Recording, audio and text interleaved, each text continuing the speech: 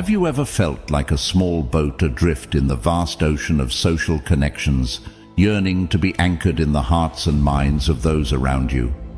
In this whirlwind of digital connectivity, where thousands of voices clamor for attention, it's easy to feel lost, unnoticed, and undervalued.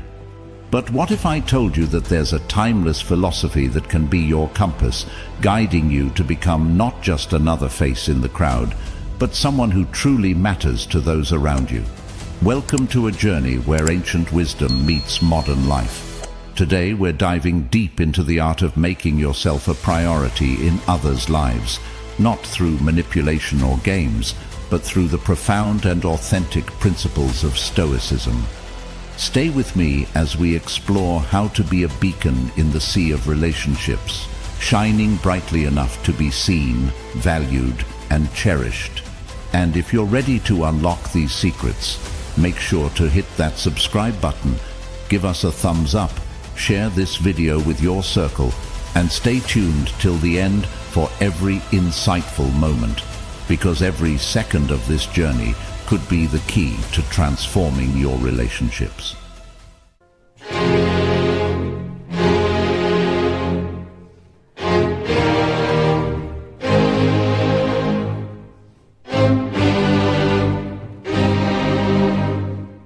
Step 1. Context and problem. In our quest for significance in the complex tapestry of social relationships, we frequently encounter a disheartening imbalance, a pervasive sense that we hold others in higher regard than they do us. This perception, often shadowed by the disquieting feeling of being undervalued, leads us to a profound exploration of self-worth. Stoicism, an ancient philosophy rich in wisdom, offers us a beacon of guidance in this regard. The Stoic philosophy, rooted in the teachings of thinkers like Marcus Aurelius, Seneca, and Epictetus, emphasizes an internal locus of control. Marcus Aurelius, in his Meditations, profoundly observed, "You have power over your mind, not outside events. Realize this, and you will find strength." This powerful statement echoes the Stoic belief that true worth and contentment arise not from external validation, but from within. It's a reminder that our value does not depend on the whims or perceptions of others, but on our own self-perception and inner resilience. Seneca, another stalwart of Stoicism, accentuated the importance of self-reliance and inner fortitude. He eloquently stated, "If a man knows not to which port he sails, no wind is favorable." This insight underscores the necessity of self-awareness and having a clear understanding of our own values and goals. In the context of our social relationships, it suggests that knowing ourselves and our worth is the first step in being valued appropriately by others. Epictetus, with his emphasis on the dichotomy of control, reinforces this Stoic approach. He argued that we must focus on what is within our power, our responses, our attitudes, and our actions, and let go of our concern over how others perceive us. This detachment from external validation is liberating and empowers us to cultivate a sense of self-worth that is independent of others' opinions. The Stoic approach to finding worth within oneself resonates with contemporary psychological theories as well. Carl Jung, a pivotal figure in the field of psychology, once said, "The privilege of a lifetime is to become who you truly are." This aligns with the Stoic principle of authentic living, the idea that true value and happiness are found in living in accordance with one's own nature and virtues. Step 2. Solution and application. In this exploration of strengthening our significance in the lives of others, we turn to the rich wellspring of Stoicism and the broader landscape of philosophical thought for practical methods. The focus here is not on manipulation or superficial tactics, but rather on fostering a wise and sincere approach to building authentic, high-value relationships. At the heart of Stoicism lies the wisdom of understanding and controlling what is within our power. As Epictetus famously stated, We cannot choose our external circumstances, but we can always choose how we respond to them. In the context of relationships, this means focusing on our actions, reactions, and the genuine nature of our interactions with others. By doing so, we enhance the quality of our presence in others' lives, making it more likely for them to genuinely value and appreciate us. Marcus Aurelius, another renowned Stoic philosopher, emphasized the importance of authenticity in our interactions. He advised, "Waste no more time arguing about what a good man should be. Be one." This speaks to the core of forming high-value relationships, being genuine, kind, and true to our principles in all our interactions. By embodying the virtues we admire, we naturally attract people who value these qualities, thereby establishing a foundation for meaningful and enduring relationships. Furthermore, Seneca's teachings on the brevity of life and the importance of living in accordance with nature remind us to value the time we spend with others. He said, "Life, if well lived, is long enough." This underscores the idea of being fully present and engaged in our interactions, making every moment count. By bringing our full attention and sincerity to our relationships, we signal to others that they are important to us, inviting a reciprocal appreciation and deepening of the bond. The application of these Stoic principles is also reflected in the broader philosophical context. Aristotle's concept of eudaimonia, or flourishing, is achieved through virtuous activities that constitute a life well lived. In the realm of relationships, this translates to engaging in interactions that are mutually enriching, honest, and respectful. By striving for personal excellence in how we treat others, we cultivate relationships that are not only valuable, but also contribute to our overall well-being and fulfillment. Carl Jung's insights into the psyche further illuminate this approach. He believed in the power of individuation, the process of becoming aware of oneself and the world around us. Jung stated, "The meeting of two personalities is like the contact of two chemical substances. If there is any reaction, both are transformed." This perspective encourages us to engage in relationships as whole, self-aware individuals, capable of profound connections that transform and enrich both parties. Step 3. Stoic Principle. The Stoic philosophy, deeply rooted in the wisdom of thinkers like Marcus Aurelius, Seneca, and Epictetus, provides profound insight into the nature of relationships and self-worth. The saying, "Show me your friends and I'll tell you who you are," reflects not just the impact of our social circle on our identity, but also the significance of reciprocity in relationships. Stoicism encourages us to examine these dynamics closely, particularly the value we assign to ourselves and how this is reflected in our interactions with others. Marcus Aurelius, a prominent Stoic philosopher and Roman emperor, emphasized the importance of self-reflection in understanding one's value in relationships. He believed in looking inward to find true worth, rather than seeking validation externally. Aurelius famously said, "The value of a man is measured by the value he places on himself." This highlights the Stoic principle that our self-worth should not be excessively dependent on others' perceptions or priorities. Instead, it should be grounded in our own understanding of our value and contributions. Seneca, another key Stoic figure, spoke about the balance between being social beings and maintaining our independence. He advised, "Associate with people who are likely to improve you." This suggests choosing relationships that are mutually beneficial and uplifting, rather than being in ones where we feel undervalued or neglected. Seneca's guidance implies that being needy or overly dependent on others for our sense of self-worth can lead to unfulfilling relationships. Instead, we should cultivate relationships that encourage mutual growth and respect. Epictetus, known for his teachings on control and acceptance, also touches upon this subject. He said, "We cannot choose our external circumstances, but we can always choose how we respond to them." Applying this to relationships, it means understanding that we may not always be a priority for others, and that's okay.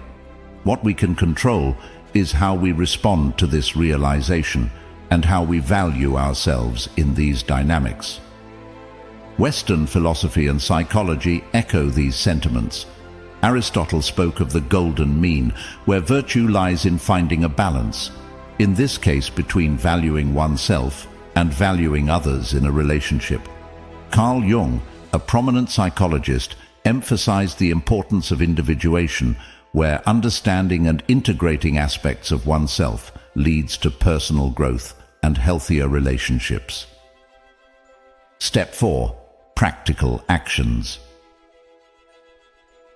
In the quest to be more valued in our relationships, Stoicism offers a pragmatic and dignified approach centered around the management of our presence and availability. This philosophy, deeply rooted in the wisdom of luminaries like Marcus Aurelius, Seneca, and Epictetus, provides guidance on how to navigate our social interactions with grace and intention. Marcus Aurelius, a Stoic philosopher and Roman emperor, highlighted the importance of valuing one's time and presence. He taught that time is one of the few things under our control in a world governed by fate and external circumstances. By judiciously managing our availability, we signal to others the value of our time and, in turn, increase our own worth in their eyes. Aurelius believed in the principle of purposeful action, which includes making conscious decisions about when and how to engage with others. Seneca, another prominent Stoic philosopher, echoed this sentiment. He advised that we should be selective with our company and time. Seneca's teachings suggest that by occasionally withdrawing our presence, we allow others to appreciate our value more fully. He wrote, "True happiness is to be free from the yoke of our own desires and to be able to relax and lay aside our anxiety. This relaxation includes not succumbing to the need for constant social validation and understanding the power of absence in enhancing our relationships." Epictetus, a Greek Stoic philosopher, emphasized the importance of focusing on what we can control. He said, "Only the educated are free." In the context of relationships, this education involves understanding that we have the power to manage our time and attention. By controlling our availability, we assert our freedom and self-respect, which in turn leads others to value and respect us more. Western philosophy and psychology also support these Stoic principles. Aristotle spoke about the golden mean, advocating for a balance in all things. In terms of social interactions, this means finding a middle ground between being overly available and completely inaccessible. Carl Jung, the Swiss psychiatrist, emphasized the importance of individuation, which involves understanding and integrating one's own needs and boundaries. This self-awareness leads to healthier interactions where one's time and presence are valued. In practical terms, to be more valued by others, we can start by judiciously managing our availability. It's not about playing games or being elusive, but about respecting our own time and teaching others to do the same. By occasionally allowing people to miss us, we create a healthy dynamic where our presence is appreciated and sought after. Remember, it's not about controlling others or the outcomes of our relationships, but about managing our own actions and choices with wisdom and dignity. Step 5. Developing patience. In the Stoic philosophy, the concept of patience is elevated to an art form, a crucial skill for thriving amidst life's perpetual turmoil. This perspective, deeply embedded in the teachings of Marcus Aurelius, Seneca, and Epictetus, resonates with timeless relevance. Marcus Aurelius, renowned for his meditative reflections, saw patience as a form of inner fortress. He believed that our inner peace should not be at the mercy of external events. You have power over your mind, not outside events. Realize this, and you will find strength, he said. This statement encapsulates the Stoic essence of patience. It's not about waiting idly for circumstances to change, but about maintaining a composed and resilient mindset regardless of what life throws our way. Seneca, another luminary in Stoic thought, echoed similar sentiments. He viewed patience as a conscious resistance against the rushing tides of life, a means of maintaining dignity and grace under pressure. The greatest remedy for anger is delay, Seneca advised, suggesting that patience is a deliberate choice to pause and reflect rather than react impulsively. This approach is far from passive. It's an active engagement with our emotional landscape, mastering our impulses in favor of thoughtful responses. Epictetus, known for his practical wisdom, placed great emphasis on the dichotomy of control, teaching that while we cannot control external events, we have absolute power over our reactions. Patience, from this viewpoint, is a manifestation of this control, a serene assertion of our ability to endure and persevere. No man is free who is not master of himself, Epictetus asserted, highlighting that true freedom comes from self-mastery, of which patience is a vital component. From a broader Western philosophical and psychological perspective, patience aligns with the ideals of emotional regulation and resilience. Aristotle's concept of the golden mean advocates for a balanced approach to life, suggesting that patience is a midpoint between passive inaction and rash impulsiveness. Carl Jung's focus on individuation, the process of becoming aware of oneself, aligns with the Stoic practice of patience. By understanding and managing our emotions, we attain a level of self-awareness and maturity that enhances our interactions with others and our environment. In contemporary terms, practicing patience means embracing the present moment without being overwhelmed by the desire for immediate results or responses. It's about maintaining composure in a fast-paced, often chaotic world. This quality makes us more attractive to others because it exudes confidence and stability. People are naturally drawn to those who display calmness and resilience in the face of adversity. Step 6. Self-prioritization.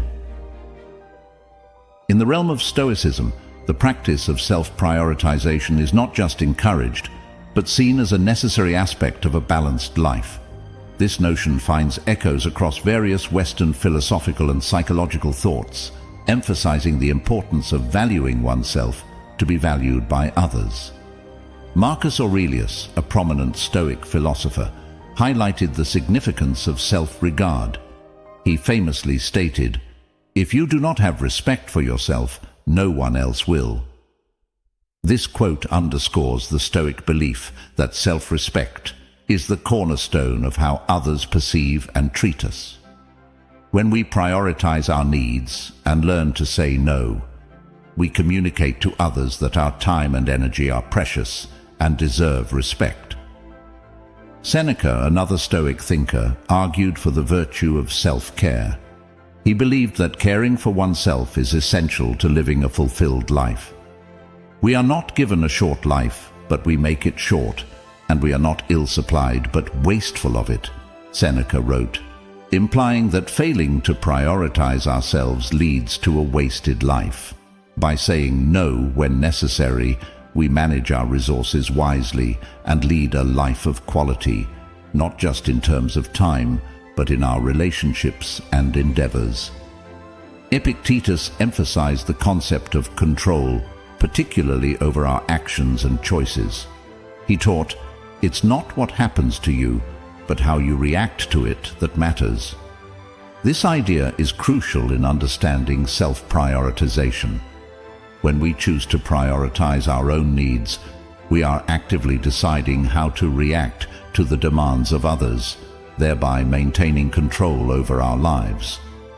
From a broader psychological perspective, Carl Jung's concept of individuation aligns with this Stoic practice.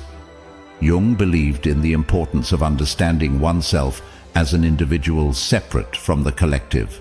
Prioritizing oneself is a step towards achieving this individuation, leading to a stronger, more defined personality that commands respect and importance from others.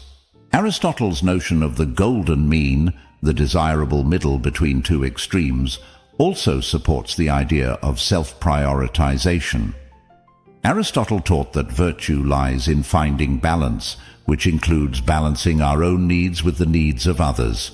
Saying no is not an act of selfishness, but a practice of maintaining this balance. By applying these Stoic and philosophical principles, we learn that prioritizing ourselves is not an act of selfishness, but a necessary step towards being valued and respected by others. It teaches us to manage our personal resources effectively and sets a standard for how others should treat us. When we demonstrate that we value our own time and efforts, we naturally inspire others to do the same. This act of self-respect not only benefits our mental and emotional well-being, but also enhances our social and professional relationships. Step 7. Time management. In the teachings of Seneca, a luminary in the Stoic school of philosophy, we find profound insights on the wise use of time, a concept that resonates deeply in both ancient wisdom and contemporary thought. Seneca's perspective on time management is not just about efficiency or productivity. It's about the quality of life and making conscious, meaningful choices. Seneca, in his essay On the Shortness of Life, famously stated, "It is not that we have a short time to live, but that we waste a lot of it. Life is long enough, and a sufficiently generous amount has been given to us for the highest achievements if it were all well invested." This quote encapsulates the Stoic view that time, once lost, is something we can never regain. Therefore, Seneca urges us to be selective with whom we spend our time and how we spend it, emphasizing that our time is a precious and limited resource that should be used wisely and purposefully. This Stoic principle aligns with the thoughts of Aristotle, who believed in the importance of pursuing activities that enrich our soul. Aristotle taught that eudaimonia, or flourishing, is the highest good for human beings, and this can only be achieved by living a life of virtue and engaging in activities that fulfill our true nature. By managing our time wisely, we can devote more of it to activities that contribute to our personal growth and happiness. Plato, another great philosopher, also touched on the importance of self-reflection and personal growth. He believed that an unexamined life is not worth living. In this context, the wise management of time includes periods of introspection and contemplation, allowing us to understand ourselves and our place in the world better. From a psychological standpoint, Carl Jung's concept of individuation further supports the idea of wise time management. Jung emphasized the importance of personal development and self-realization. By choosing how we spend our time, we can engage in activities that contribute to our personal and psychological growth. Epictetus, a Stoic philosopher, also stressed the importance of focusing on what is within our control. He taught that we should not squander our time on things beyond our control, but instead focus on our actions and choices. This approach to time management is about making conscious decisions that reflect our values and goals. Step 8. Autonomy. Epictetus, a philosopher renowned for his profound insights into the nature of happiness and the good life, presents a compelling argument about the essence of true freedom. His assertion, "No man is free who is not master of himself," encapsulates a fundamental principle of personal autonomy and self-mastery. This concept, deeply rooted in the Epicurean philosophy, emphasizes the importance of controlling our decisions and emotions as a pathway to enhancing our self-worth and autonomy. Epicurus's philosophy, though distinct from Stoicism, shares the conviction that inner peace and freedom stem from self-governance. He believed that pleasure, understood as the absence of pain and disturbance, is achieved through simple living, the cultivation of personal virtues, and the management of desires. This perspective encourages us to reflect on our emotional responses and decision-making processes, suggesting that true freedom is found not in external circumstances, but in how we manage our internal states. This idea resonates with the Stoic teachings of Epictetus, who famously said, "We are disturbed not by events, but by the views which we take of them." Epictetus emphasizes that our perception of events, more than the events themselves, determines our peace of mind. This Stoic view aligns with Epicurus's emphasis on internal mastery as the key to freedom. From a broader philosophical perspective, Aristotle's concept of eudaimonia, or flourishing, is achieved through the exercise of virtue and rationality, echoing the sentiment of self-mastery. Aristotle believed that living according to reason and virtue leads to the highest form of happiness, a state that is closely linked to having control over one's actions and emotions. In the realm of psychology, Carl Jung's emphasis on individuation, the process of becoming aware of oneself, aligns with this idea.